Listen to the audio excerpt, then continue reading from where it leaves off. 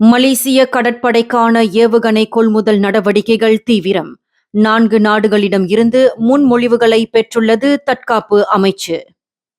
மலேசிய கடற்படைக்கான தாக்குதல் ஏவுகணைகளை கொள்முதல் செய்யும் மாற்று திட்டத்திற்காக தற்காப்பு அமைச்சு பல நாடுகளின் சலுகைகளை மதிப்பீடு செய்து வருகின்றது.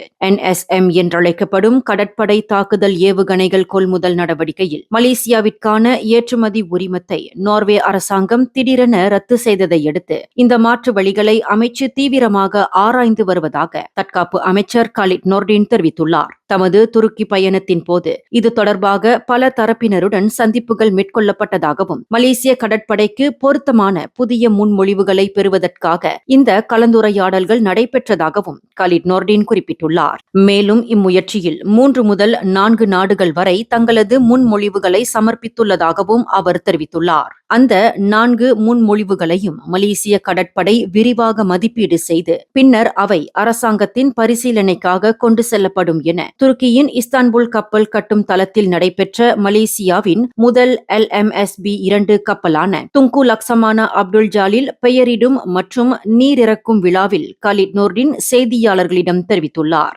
இந்நிகழ்வில் மலேசிய பேரரசியார் ராஜா ஜாரிட் சோஃபியாவும் கலந்து கொண்டு விழாவை சிறப்பித்தார் என்பது குறிப்பிடத்தக்கது. மேலும் செய்திகளை தெரிந்து கொள்ள கீழே இருக்கும் பெல் பட்டனை அழுத்துங்கள். உங்கள் மகிழ்ச்சியை வெளிப்படுத்த லைக் மற்றும் ஷேர் செய்யுங்கள். தொடர்ந்து திசைகளோடு இணைந்திருக்க சப்ஸ்கிரைப் செய்யுங்கள்.